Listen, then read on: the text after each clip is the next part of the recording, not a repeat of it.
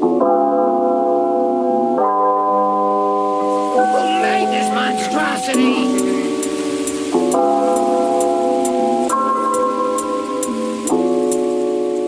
Pick the Percocet, set icy on my neck, hit you with that check, teachers by the flex.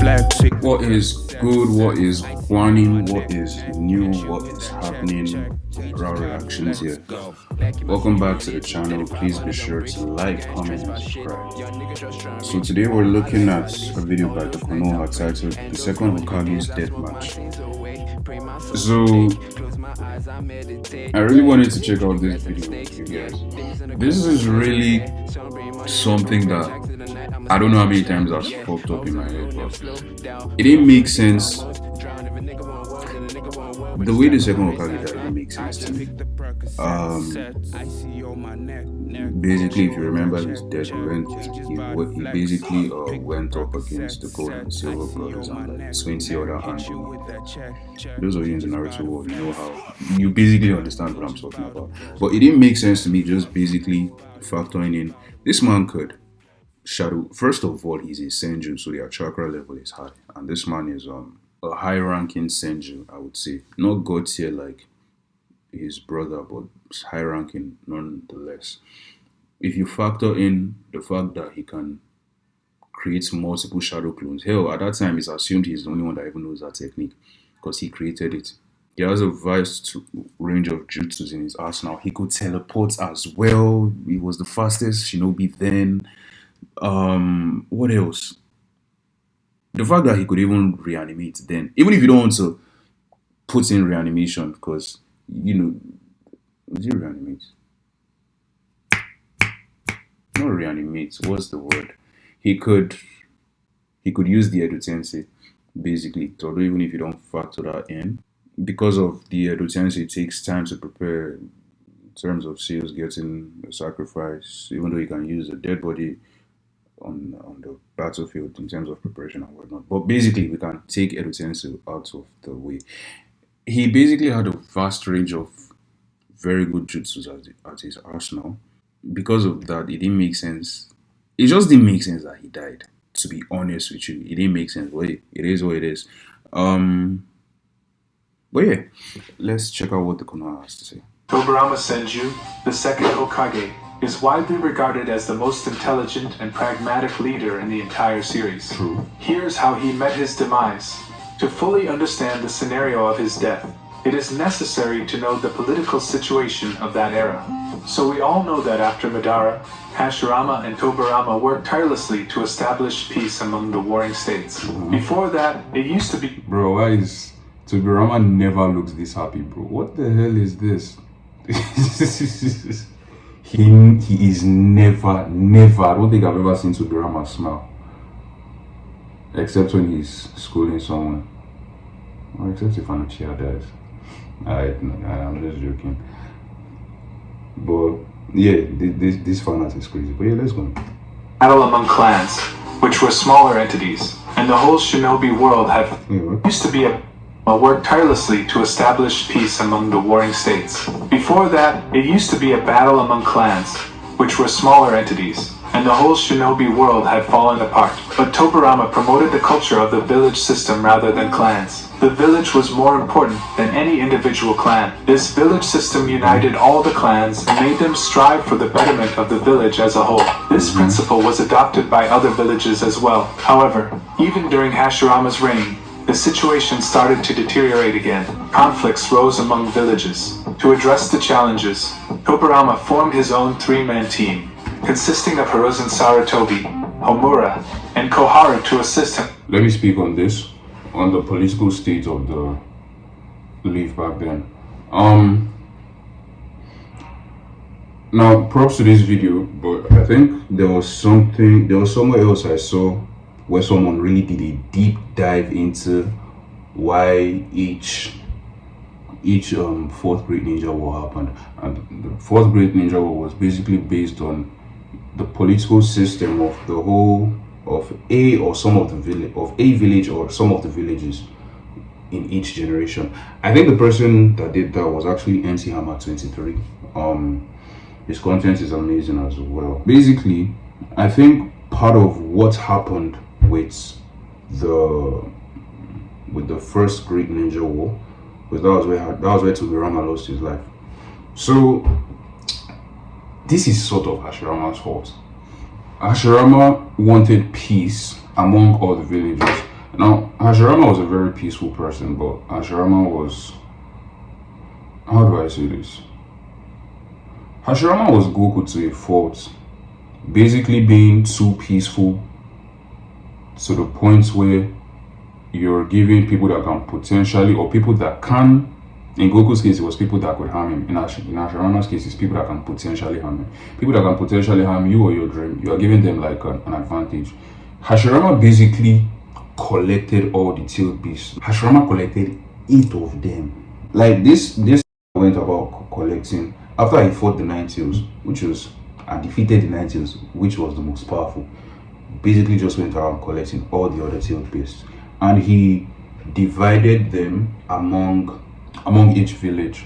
Basically, because of they had acquired, this new weapon in their arsenal, it only, I guess, made sense for them to try and attack the leaf or start some sort of war among themselves. Because hey, this person is like, oh, I have Mount Tailed Beast. This other person is like, I have Mount Tailed Beast. I think also you need to factor in the fact that they didn't know how powerful each tailed beast was. So you can get someone like, maybe someone is like, okay, we have this. You can get maybe like the hidden cloud saying, oh, okay, we have the 2 tails and we have the 8 tails. We'll attack Konoha, not factoring in how powerful the 9 tails actually is. So that's something to note on the side. But yeah, basically, I think that is part of how the war started. A prime example to use is the hidden leaf. The hidden leaf has access to every form of natural resources because it's in the hidden leaf. It's in a land flourishing with grains, as opposed to like the hidden sand that is just surrounded by deserts, or let's say the hidden mist the hidden cloud actually just being an island on its own surrounded by water. Or was that the hidden mist? These are part of the factors that led to the first Great Ninja War. Also, it's either every other village but Konoha starting the war. Sometimes they even gang up against Konoha and still lose. So yeah, I think that is part of what started the war that he didn't mention, but I just wanted to get that out there. But let's go. Tobirama formed his own 3-man team, consisting of Hiruzen Sarutobi, Homura, and Koharu to assist him on missions.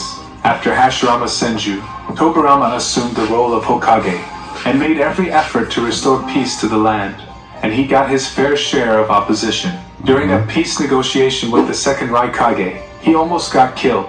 Kinkaku and Ginkaku, also known as the Gold and Silver Brothers, planned a coup against their own village and launched an ambush on Tobirama and Raikage. Although Tobirama almost died due to the attack, he eventually recovered.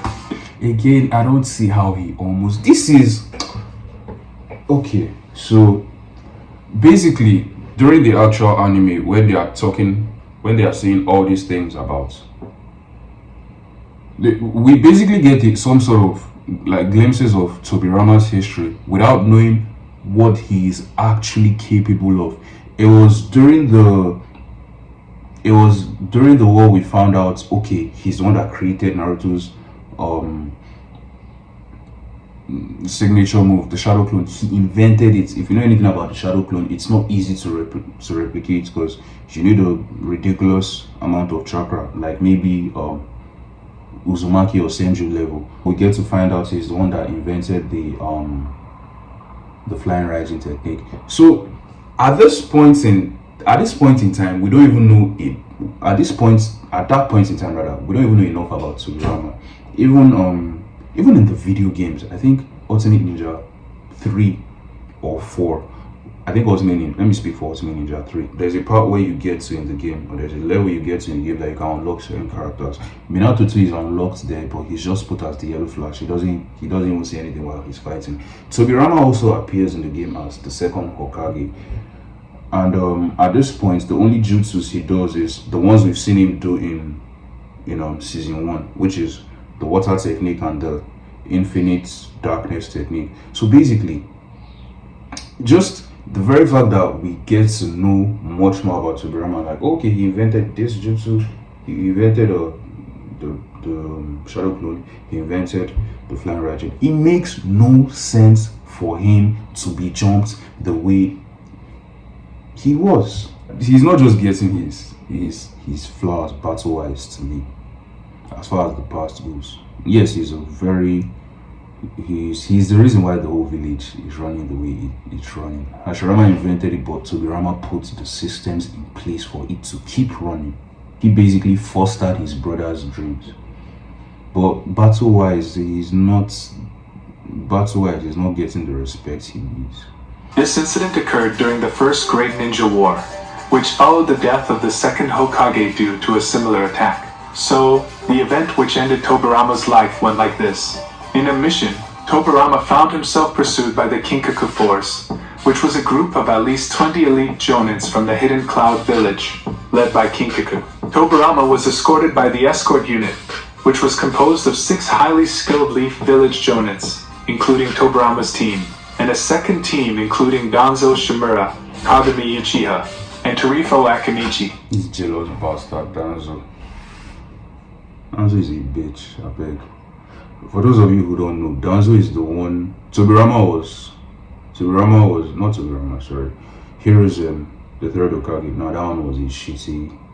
That was his parents, as far as I'm concerned. He didn't keep his promise to Minato of taking care of Naruto. But Danzo is the one that leaked the info that Naruto was actually the one that possessed the Nine Tails. Basically, after the Nine Tails invaded the Leaf, no one knew exactly, except for Minato, but Minato died. No one knew exactly who was involved.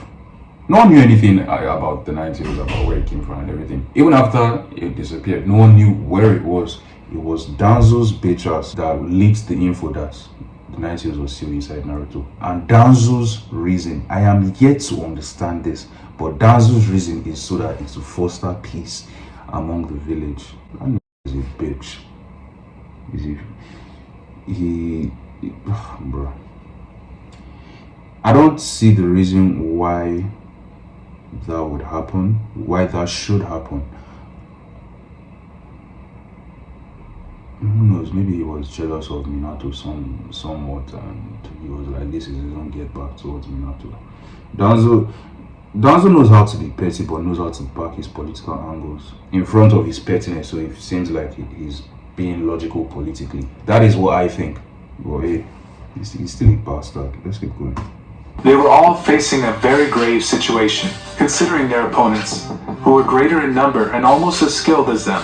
Fleeing was not an option, and engaging the Kinkaku force directly would have meant certain death. Moreover, it had also become clear that the pursuer's primary objective was to eliminate Tobirama Senju. In this dire situation, Tobirama had to make a difficult decision. It is worth noting that at this point, Hiruzen Sarutobi, who received direct training from both the first and the second Hokage, was the most potent shinobi after Tobirama himself. So during their planning of the counterattack, Torifo Akamichi proposed that one of them must act as a decoy for others to live. Although Danzo wanted to volunteer but he couldn't, and unsurprisingly, only Hiruzen stepped forward. Now this decision must have given Tobirama some relief, knowing that he was going to entrust the village to capable hands. Tobirama then appointed Hiruzen as the next Hokage and took on the difficult task himself. Although they were all destined to die, Tobirama sacrificed himself as the decoy to allow others to escape.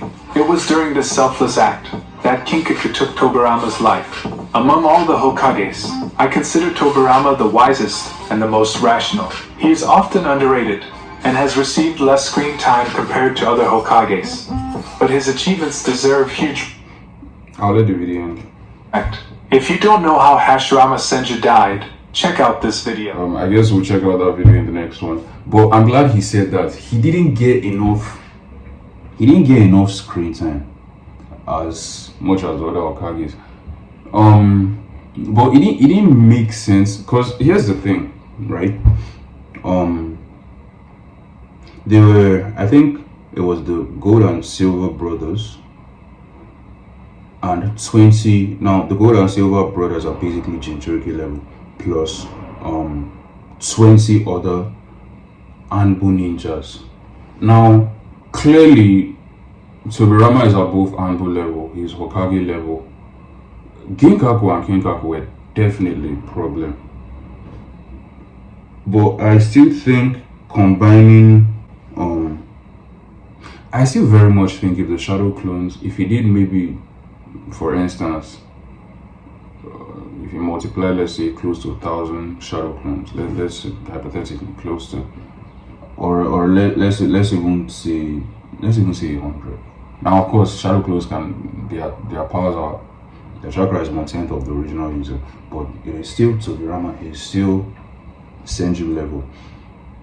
He's still elite Senju level. So I think if he did that and combined his tech, I don't know, he just shouldn't have died to me.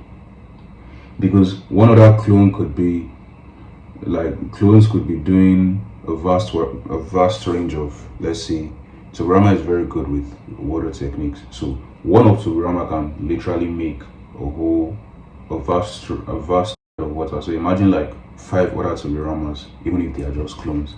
So I think he did. Of course, we don't know the other Arsenal and the other Ambos as well, but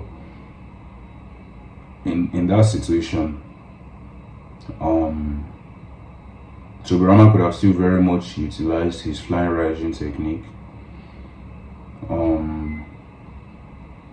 What else? His infinite Genjutsu is not something that is, from what I understand with Naruto, Genjutsu, unless you're an Uchiha, Genjutsu is not something that is common in Naruto. It's very much there, it's very much some sort of jutsu, but for every 1,000 shinobi, you might see like maybe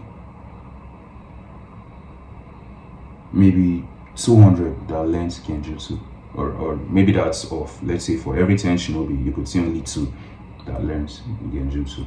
So Tobirama had Genjutsu in his arsenal as well. So I don't know. Maybe if I watch, maybe if I read the actual manga where he died, I would have more clarity. Not sure I will. If you have access to the manga, you know where I can get it from, please be sure to let me know in the comment section. But yeah, that is it for this video. This was an amazing video still. You guys should please be sure to like, comment and subscribe. I'm going to try my very best to be creating more content on this, because this is honestly part of my interest. Anime, that is. Let me say anime in general. I'm open to any other anime, in as much as I have the ones that I'm used to and the ones that I like. But yeah, be sure to let me know which one you want to see in the next one, and I will see you guys in the next video. Pick the Percocet, sets. I see on my neck. Hit you with that check. We just bout to flex. Pick the Percocet, sets. I see on my neck. Hit you with that check. We just bout to flex. We just bout to flex. We just bout to